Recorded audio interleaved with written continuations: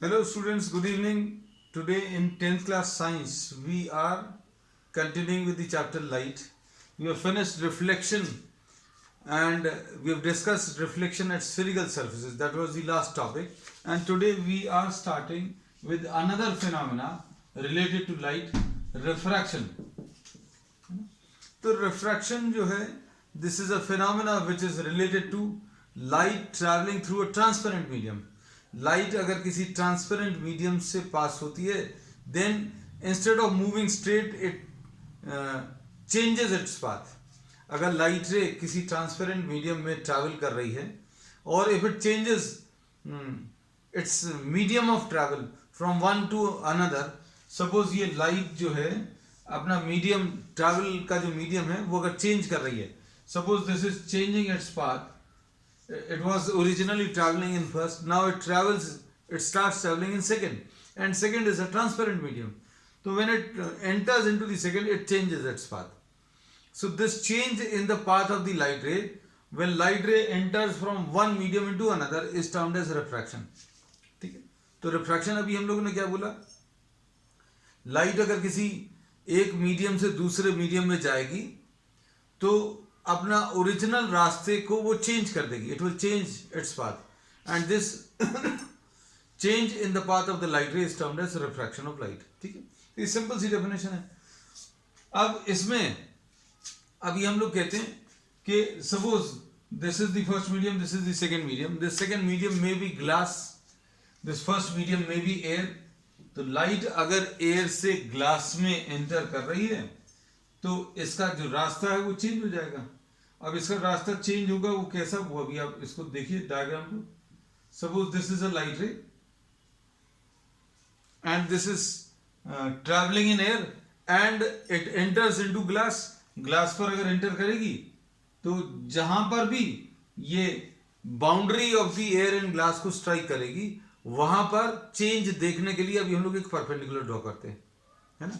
तो अभी हम लोग इसमें ये बोलते हैं that this is the point of incidence, this is the point of incidence. This is similar to the point of incidence which we had discussed in reflection of light. तो light अगर एयर से glass में enter कर रही है, then instead of moving straight, सीधा जाने की जगह ये अपना रास्ता चेंज कर देगी. और रास्ता कैसा चेंज कर देगी, इसमें देखो,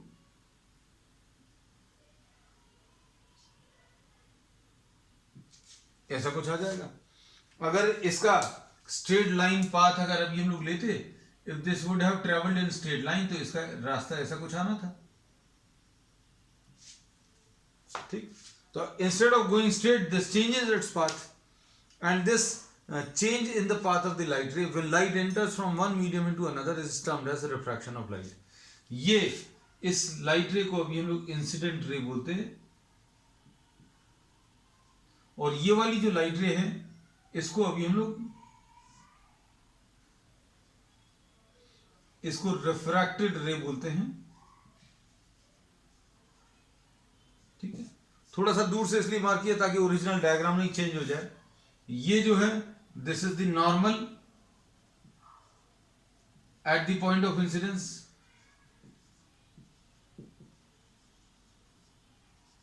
angle between the incident ray and the normal, this is I is the angle of incidence. I is what? The angle of incidence and the angle which the normal is making with the incident ray, इसको I बोला है. Angle which the normal is making with this blue color which is the refracted ray, this is R and R is the angle of refraction. ठीक, तो अब इसमें अभी हम लोगों ने क्या क्या चीज मार्क कर दी है. We have marked the angle of incidence, we have marked what? The angle of refraction. Angle of incidence mark कर दिया, angle of refraction मार्क कर दिया. ठीक है, अब इसमें अब हम लोग ये कहते हैं कि when light ray enters from one medium into another, then its path changes. This change in the path of the light ray is termed as a refraction. तो यहां पर रिफ्रैक्शन किस मीडियम में हो रहा है? रिफ्रैक्शन यानी change in the path, change in the path of the light ray is taking place in the second medium. Change in the path of the light ray is taking place in what? Second medium. First से travel कर रही थी, second medium आ गया तो second में इसका रास्ता बदल गया, है ना. तो अब इसमें अब हम लोग जो है कुछ और टर्म्स इसमें डिफाइन करेंगे.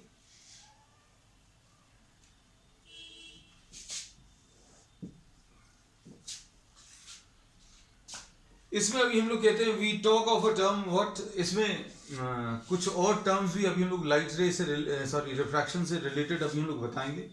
The cause of refraction, cause of refraction. अब हम लोग इसमें ये कहते हैं कि the cause of refraction is that light ray travels in different mediums with different speeds. Light जो है अलग अलग मीडियम में अलग अलग स्पीड से ट्रेवल करती है. Speed of light is maximum in vacuum और एयर, दोनों में अभी हम लोग नियरली सेम मान सकते हैं, है ना. अब इसमें अभी हम लोग कहते हैं speed of light in air is represented by c and this is what speed of light in air is 3 into 10 to the power of 8 meters per second. This is the speed of light in air. और अगर ये किसी और denser medium में enter कर रही है, here we talk in terms of what? Optical density of the medium, है ना. तो ऑप्टिकल डेंसिटी जो है अभी हम लोग ये कहते हैं कि एक जो ऑप्टिकली डेंसर मीडियम होगा लाइट उसमें स्लो डाउन करेगी. अब इसको वैसा आप समझ सकते हैं, कैसा समझ सकते हैं कि एयर में जो मॉलिक्यूल्स हैं वो बहुत दूर दूर हैं, उसके थ्रू लाइट इजीली ट्रैवल कर जाती. ग्लास में the molecules are closely packed, so what happens? Light travels through the medium and the speed with which it travels is 2 into 10 to the power of 8 meters per second. तो slow down हो गई. अभी हमने बोला कि air में ये कितनी स्पीड से ट्रैवल करती है light? This travels with the speed of 3 into 10 to the power of 8 meters per second. And glass is a optically denser medium, there the speed of light decreases. तो speed of light in glass ये 2 into 10 to the power of 8 meters per second. So here we say that the change in the speed of light when it enters from one medium into another is the cause of refraction. इसी के कारण अभी हम लोग बोलते हैं इसका जो रास्ता है वो चेंज हो जाता है ना. तो इसके बारे में बहुत डिटेल में अभी हम लोग वेव थ्योरी में 12th क्लास की फिजिक्स में पढ़ेंगे. वेव ऑप्टिक्स वाला टॉपिक कहलाता है, उसमें अभी हम लोग बहुत डिटेल में पढ़ेंगे. लेकिन इस स्टेज पर अभी हम लोग कह सकते हैं when light enters from one medium into another the speed changes. और इसमें अभी हम लोग कहते हैं speed of light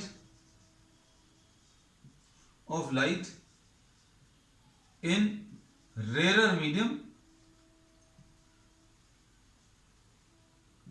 is greater than speed of light in the denser medium. ठीक है, ये याद रखना. अब इसमें लाइट जब किसी एक मीडियम से दूसरे मीडियम में ट्रेवल करती है तो frequency of light does not change. Frequency अभी हम लोग ऐसा कह सकते हैं फ्रीक्वेंसी ऑफ लाइट, ये थोड़ा सा एक्स्ट्रा कुछ चीजें बता देते हैं अभी हम. Frequency of light is the characteristic property of light. ये फ्रीक्वेंसी में इसमें कोई चेंज नहीं आएगा, सिर्फ चेंज क्या होगा इसमें स्पीड ऑफ लाइट चेंजेस. ठीक है, and the change in the speed of light is the cause of refraction. तो cause of refraction is what? The change in the speed of light, है ना.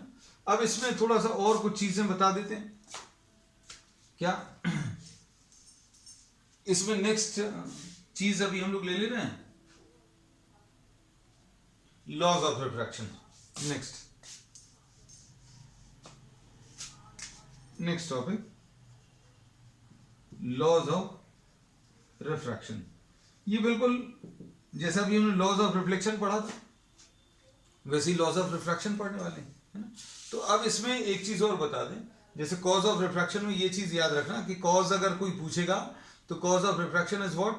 The change in the speed of light when light enters from one medium into another. This is the cause of refraction of light, है ना. और rare medium में speed of light ज़्यादा होती है, denser medium में। आप इसको ऐसा सोच कर देखो, लाइट ने कोई भी ऑब्जेक्ट को अगर ट्रैवल करना है, suppose if you are dropping this pen in air, तो एयर की डेंसिटी बहुत कम है, उसमें ये आसानी से ट्रैवल करेगा। और यही अगर आप suppose if you are taking honey में अगर आप इसको ड्रॉप कर दोगे तो स्पीड इसकी बहुत कम रहेगी। तो इसमें अभी हम लोग ये कहते हैं, ये एग्जाम्पल ऐसा लिया कि आपको क्लिक करेगा, मतलब you can just have a analogy between the two, मतलब कहीं से कहीं तक रिलेटेड नहीं है, लेकिन अभी हम लोग कह सकते हैं you can just have a comparison, है ना। अभी हम लोगों ने बोला रेयर मीडियम में ये पेन जो है आसानी से मूव करेगा, और डेंसर मीडियम में थोड़ा सा मुश्किल जाएगी, तो स्पीड वहां पर डिक्रीज हो जाती है ना। This optical density has no relation with what the normal density. Generally it is found that जो ज़्यादा डेंस मटेरियल है उनकी ऑप्टिकल डेंसिटी भी ज़्यादा होती है, लेकिन एक्सेप्शंस भी हैं, है ना। तो ऑप्टिकल डेंसिटी कोई ऑप्टिकली डेंसर मीडियम है, इसका मतलब अभी हम लोग सिंपल सा ये बोल सकते हैं, ऑप्टिकली डेंसर मीडियम मतलब एक ऐसा मीडियम जिसमें स्पीड ऑफ लाइट कम हो गई, बस सिंपल सा। अब इसके बाद laws of refraction. Laws of refraction में अभी हम लोग ये बोलते हैं कि पहला, the incident ray, the refracted ray and the normal, all three lie in the same plane. ये बिल्कुल वैसे ही है जैसा अभी हम लोगों ने रिफ्लेक्शन में लिया था। All three lie in the same plane का मतलब क्या है, अगर ये ग्लास का एक मीडियम है, इमेजिन करना, क्योंकि बहुत सारी चीजें इमेजिनेशन से आएंगी। ये ग्लास है, इसमें अभी हम लोगों ने ये इंसिडेंट रे ली है, ये वाली, ये नॉर्मल लिया है, तो ये जो रिफ्रैक्टेड रे है ये भी इसी प्लेन में आएगी। अगर सेम प्लेन में नहीं होगी तो ऐसा कुछ बनाना पड़ेगा, है ना। मतलब ये इंसिडेंट रे ऐसी आई, नॉर्मल ऐसा ड्रॉ किया, और ये रिफ्रैक्टेड रे ऐसे वाले प्लेन में आ गई। तो this is an example of all three not lying in the same plane. अगर तीनों सेम प्लेन में नहीं है तो कैसा होगा, ये अभी हमने आपको दिखा दिया, है ना। तो अभी हम लोगों ने सेम प्लेन का एग्जांपल ऐसे भी दे सकते हैं। देखो ध्यान से, ये अगर ग्लास है, इसमें लाइट रे अगर ऐसा कुछ ट्रैवल कर रही है, ये इंसिडेंट रे है, ये नॉर्मल है, तो रिफ्रैक्टेड रे ऐसा कुछ आएगा। मतलब तीनों एक ही प्लेन में लाई करेंगे। इंसिडेंट रे, नॉर्मल और रिफ्रैक्टेड रे अगर ऐसा कुछ हो गया तो तीनों एक ही प्लेन में नहीं है। ये प्लेन ऐसा कुछ हो सकता है, ऐसा भी हो सकता है। मतलब ये इंसिडेंट रे, ध्यान से देखना, ये वाला प्लेन, ये इंसिडेंट रे, ये नॉर्मल, और ये रिफ्रैक्टेड रे, ऐसा कुछ हो सकता है। रिफ्रैक्टेड रे हालांकि अंदर होगी, हम रिफ्लेक्शन, क्योंकि अंदर वाली रे तो बना नहीं सकते, लेकिन सेम प्लेन का मतलब समझा रहे हैं। ये मतलब अभी हमने रिफ्लेक्शन में बहुत अच्छे से बता पाए थे। क्यों? क्योंकि इंसिडेंट रे, नॉर्मल और रिफ्लेक्टेड रे तीनों दिखा सकते हैं, लेकिन अंदर वाली रे अभी हम लोग दिखा नहीं सकते, है ना। तो ये यहां पर अभी हम लोग इसमें दिखा सकते हैं, ये इंसिडेंट रे है, ये नॉर्मल है, और ये रिफ्रैक्टेड रे, तीनों एक ही प्लेन में लाई करेंगे, ठीक। अब इसके बाद सेकेंड लॉ क्या है? अब सेकेंड लॉ ये कहता है कि sine of the angle of incidence, ratio of sine of the angle of incidence to the sine of the angle of refraction, this is constant. ये सेकेंड लॉ है। Second law क्या है? Ratio of sine of the angle of incidence, ratio of sine of the angle of incidence to the sine of the angle of refraction, ये constant है। मतलब sine i upon sine are जो है वो constant है, और इसको अभी हम लोग किससे, एन से रिप्रेजेंट करते हैं, इस कांस्टेंट को।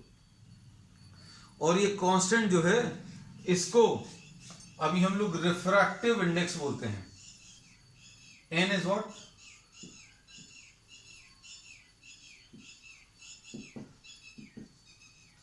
N is what? The refractive index. और इसको अभी हम लोग ऐसा रिप्रेजेंट करते हैं, ऐसा बोलते हैं n21, यानी refractive index of second medium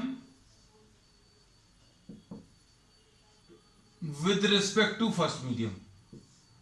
with respect to को अभी हम लोग शॉर्ट में WRT लिख देते हैं, है ना। अब इसमें ये जो है इस सेकंड वाले लॉ को, फर्स्ट लॉ तो अभी उन्होंने बता दिया, ये सेकंड वाला लॉ है, इसमें sine i upon sine r ये कांस्टेंट होता है और इसको रिफ्रैक्टिव इंडेक्स बोलते हैं।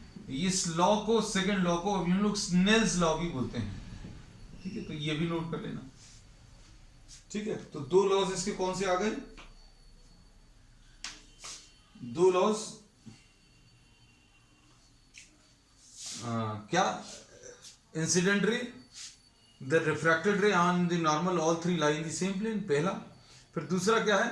Ratio of the sine of the angle of incidence to the sine of the angle of refraction, ये कांस्टेंट होता है। ठीक है, अब इसके बाद ये जो रिफ्रैक्टिव इंडेक्स है इसमें ये लिख लेना, this is the property of the medium. ये प्रॉपर्टी ऑफ द मीडियम है, मीडियम के ऊपर डिपेंड करेगा। आगे जाकर अभी हम लोग देखेंगे 12th क्लास में, अभी नहीं। मतलब किसी को अगर एक्स्ट्रा नॉलेज अगर चाहिए तो ये मीडियम के ऊपर तो डिपेंड करता है, टाइप ऑफ लाइट उसके ऊपर जो गिर रही है वो उसके ऊपर भी डिपेंड करता है। लेकिन अभी हम लोग टाइप ऑफ लाइट चेंज नहीं करते 10th क्लास में। टाइप ऑफ लाइट का मतलब क्या है? कितनी वेवलेंथ की लाइट किसी मीडियम के थ्रू पास होने की कोशिश कर रही है उसके ऊपर भी डिपेंड कर रहा है। लेकिन अभी हमने, this is just for extra knowledge, लेकिन इस स्टेज पर 10th में अभी हम लोग क्या बोलेंगे? रिफ्रैक्टिव इंडेक्स जो है वो किसके ऊपर? मीडियम के ऊपर डिपेंड करता है। ठीक है, अब चलो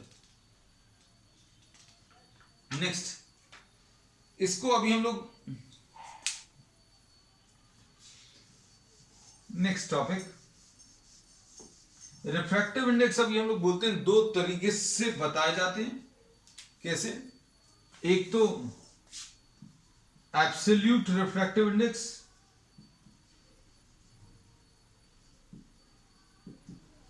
एक तो एब्सोल्यूट रिफ्रैक्टिव इंडेक्स और दूसरा रिलेटिव रिफ्रैक्टिव इंडेक्स है ना। तो एब्सोल्यूट रिफ्रैक्टिव इंडेक्स क्या बोलते हैं? Refractive index of any material with respect to air. अगर आप किसी मीडियम का रिफ्रैक्टिव इंडेक्स एयर के रिस्पेक्ट में बता रहे हैं तो उसको एब्सोल्यूट बोलते हैं, सिंपल। अब जैसे अभी हमने इसको बोला, ध्यान से सुनना बेटा, अभी हम लोगों ने जो लिखा हुआ है ये चीजें ध्यान रखना। जैसे n21 अगर लिखा हुआ है तो ये refractive index of second with respect to first, जो पहले लिखा है उसको पहले पढ़ते हैं हम लोग, इसको बोलते हैं refractive index of second with respect to first. इसका एक स्पेशल मतलब है। स्पेशल मतलब क्या है? रिफ्रैक्शन कहां पर हो रहा है?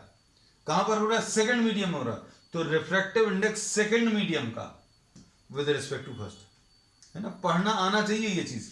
अब जैसे अभी हम लोग बोले इसको, अगर ग्लास और एयर के रिस्पेक्ट में अगर बोले तो ये क्या आ जाएगा बेटा? ये absolute refractive index of glass कहलाएगा।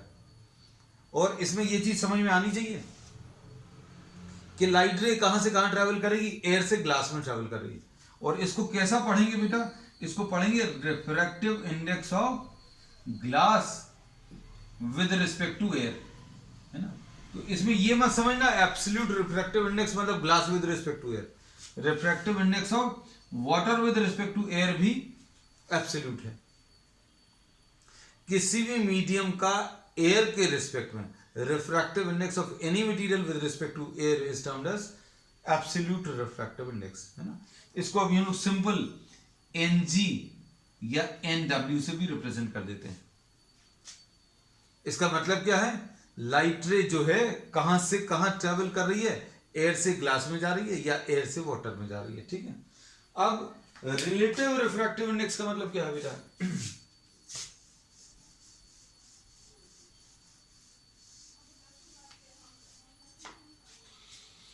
रिलेटिव रिफ्रैक्टिव इंडेक्स का मतलब होता है relative refractive index, refractive index of a material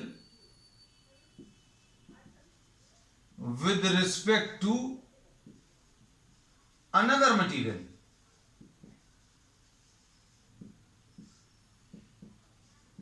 ये लेकिन एयर नहीं रहेगा, not air, is termed as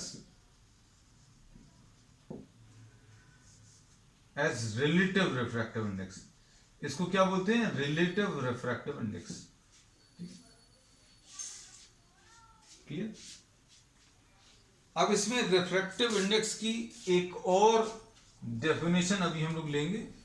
अच्छे सुनना बेटा, ये सारी चीजें जो हैं आप थोड़ा सा ध्यान दोगे तो आपको मतलब बहुत सारी चीजें अच्छे से क्लियर हो जाएंगी, है ना।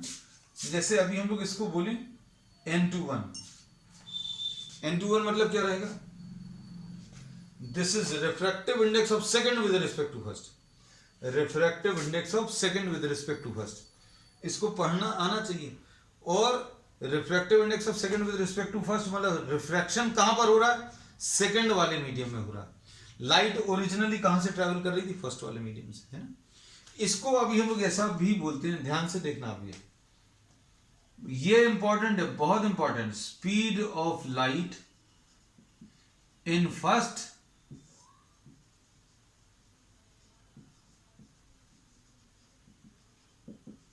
Speed of light in second. जो चीज पहले लिखी है वो इधर फ्रैक्शन में बाद में लिखना है। मतलब क्या है? अच्छे सुनना, हमने बोला सेकंड मीडियम पहले लिखा है तो speed of light second medium का बाद में।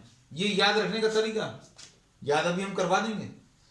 अब ये फर्स्ट मीडियम बाद में लिखा है तो फर्स्ट मीडियम में स्पीड जो है पहले लिखी जाएगी, बस ऐसा याद रखेंगे। अब देखो बेटा, कुछ कुछ चीजें जो अभी हमने आपको बताई थी वो एक बार क्विकली रिवाइज कर दें, क्योंकि बहुत सारी चीजें हो गई, है ना। तो आपकी जो कॉन्सेप्ट है वो मिक्सअप नहीं हो जाए, इसके लिए अभी हम आपको थोड़ा सा रिवाइज करा देंगे। एक मिनट बस, चलो। अब इसमें अभी हम लोग ये कहते हैं बच्चों, देखो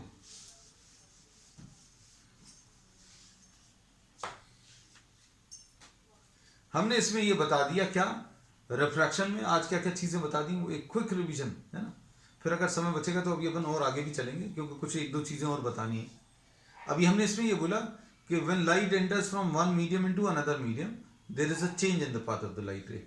इस change in the path of the light ray को रिफ्रैक्शन बोलते हैं।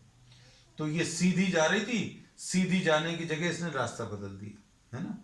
अब इसमें ये इंसिडेंट रे का नॉर्मल के साथ एंगल ऑफ इंसिडेंस हो गया, और रिफ्रैक्टेड रे का नॉर्मल के साथ एंगल जो है एंगल ऑफ रिफ्रैक्शन हो गया।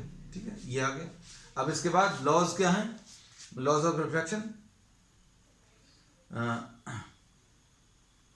Incident ray, normal and the refracted ray all three lie in the same plane, पहला। दूसरा क्या है? Ratio of the sine of the angle of incidence to the sine of the angle of refraction, ये constant होता है, और इस constant को रिफ्रैक्टिव इंडेक्स बोलते हैं। जो मीडियम की प्रॉपर्टी, मीडियम की प्रॉपर्टी लाइट के ऊपर भी डिपेंड करता है, लेकिन 10th क्लास में नहीं, आगे की क्लासेस में, है ना।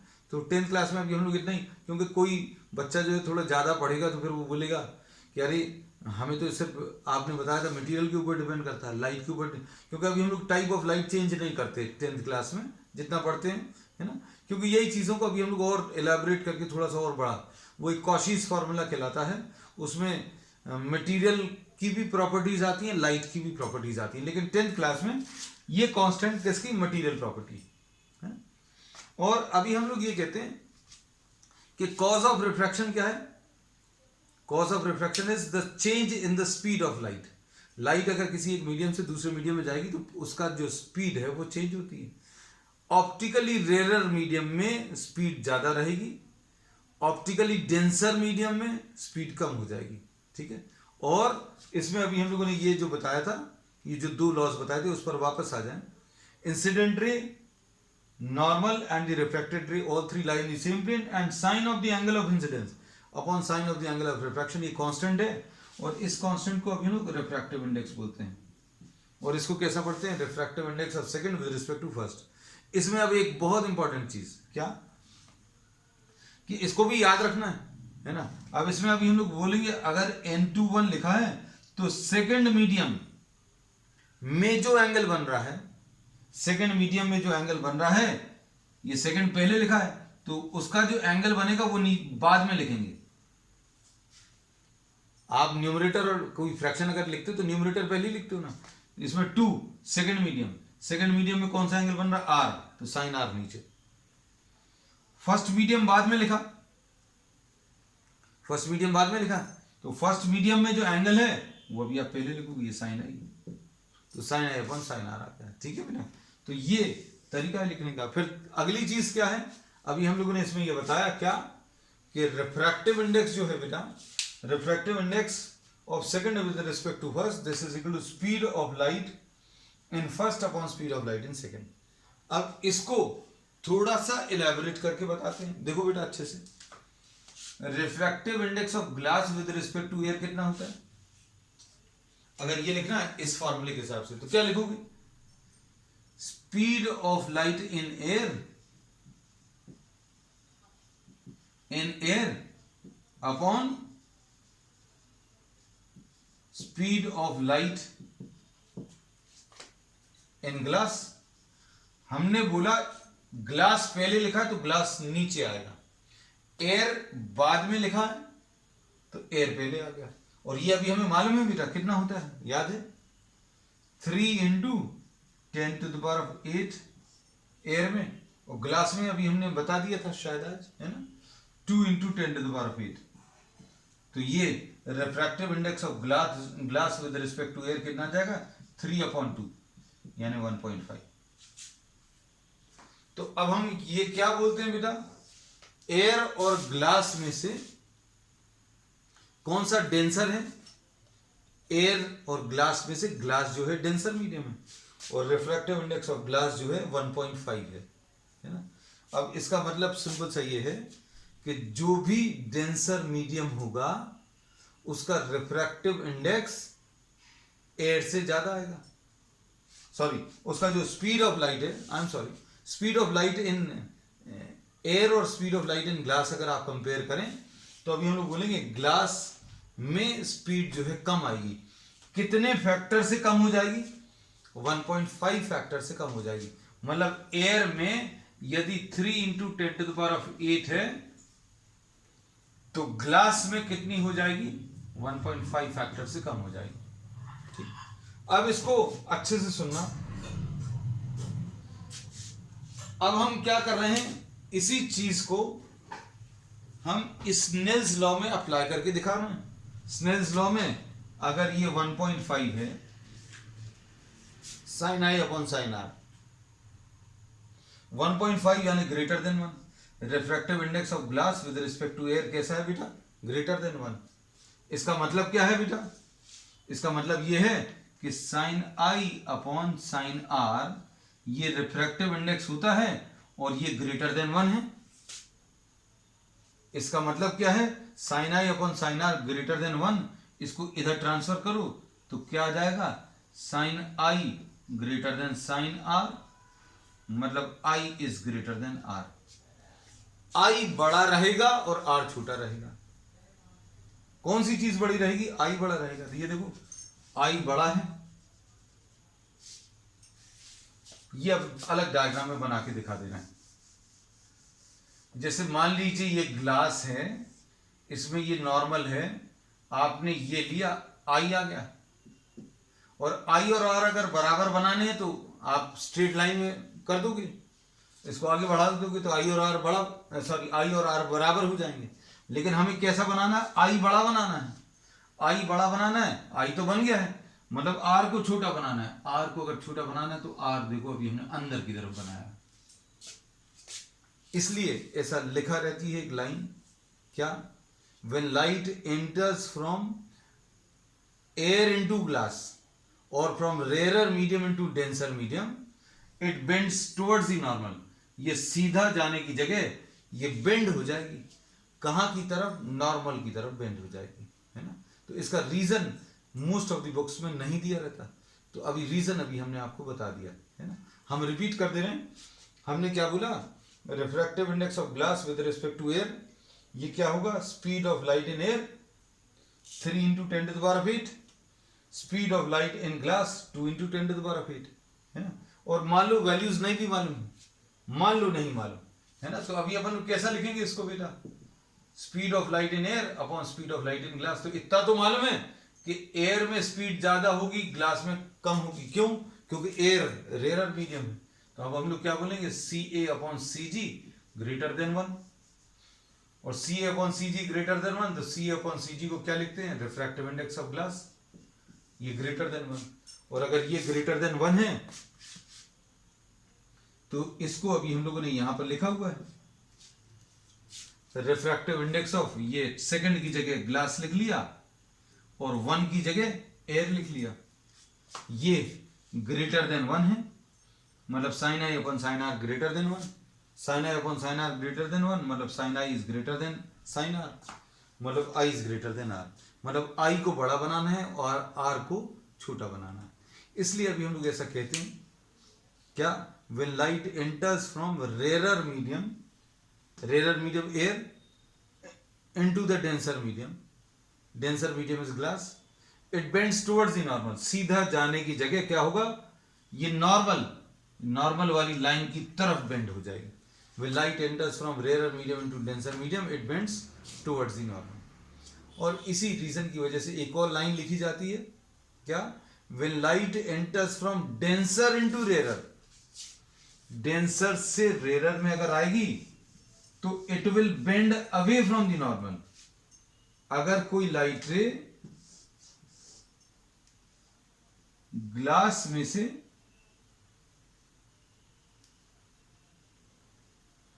एयर में आ रही है, यही वाली लाइट रे, ये इधर का तो अभी हम बना चुके ऊपर वाला डायग्राम, अंदर वाला डायग्राम। अब ये ग्लास में से निकल के कहां पर आ रही है, एयर में आ रही है, तो क्या होगा, सीधा जाने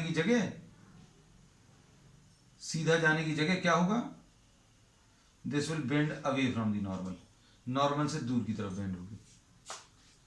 रेरर से डेंसर अगर आएगी, रेरर मीडियम से डेंसर मीडियम में जाएगी तो सीधी जाने की जगह it will bend towards the normal, और अगर डेंसर मीडियम से रेरर मीडियम में जाएगी तो क्या होगा, instead of going straight this will bend away from the normal. ठीक है, तो अब इसी टॉपिक को अभी हम लोग कंटिन्यू करेंगे ऑन द नेक्स्ट टाइम। ठीक, दैट्स ऑल फॉर टुडे।